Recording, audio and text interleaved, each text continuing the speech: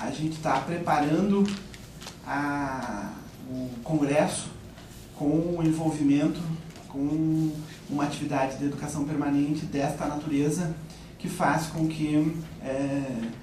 a gente consiga constituir o que, no meu entendimento, tem sido e é a alma dos congressos da Rede Unida. A Rede Unida é uma associação científica que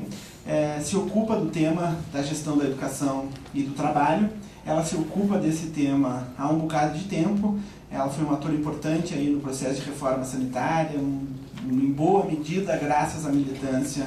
e à produção da Rede Unida. Nós temos o destaque que temos hoje na nossa Constituição e na Lei Orgânica de Saúde para o tema da gestão da educação e para o tema da gestão do trabalho. Na grande maior parte das outras experiências de reforma que nós tivemos contemporâneas à nossa nos diferentes países, o assunto, o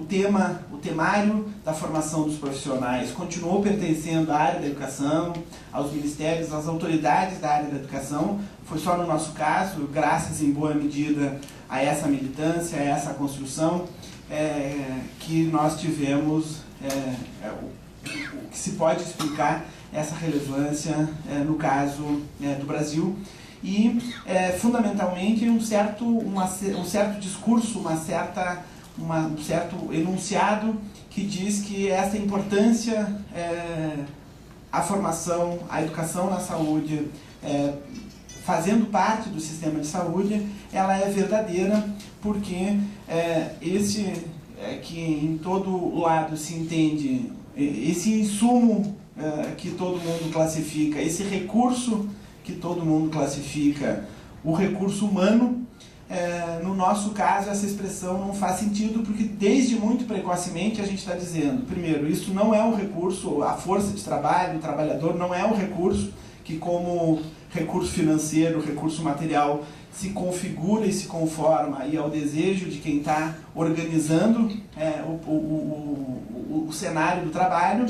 Esse tem uma característica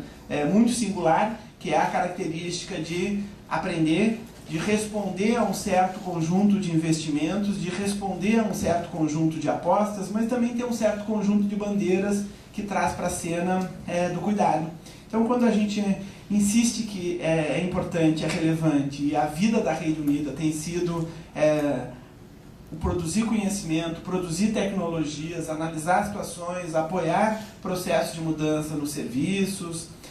nas redes, nos sistemas,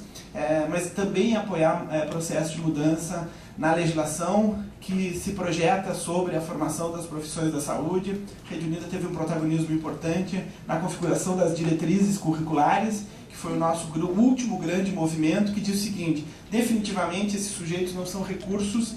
e não sendo recursos e vivendo num país nas dimensões continentais que é o Brasil, com esse conjunto de mudanças, não é possível que a gente imagine que a estratégia anterior, que eram currículos mínimos, que eram grades mínimas, que eram a tentativa de padronizar a formação, colocando os estudantes em contato com iguais dispositivos, com iguais desafios.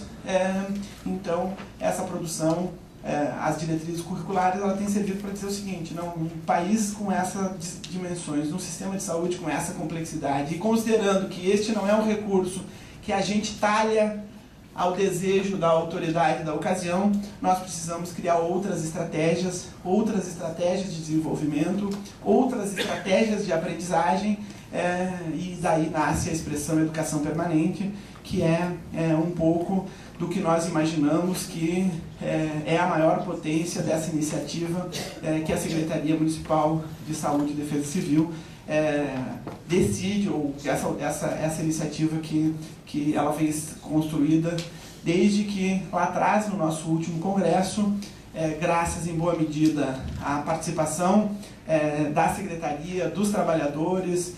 a participação em termos de presença nos nossos congressos, mas também em produção de conhecimentos, em trabalhos inscritos, aprovados, em protagonismo lá nas nossas oficinas.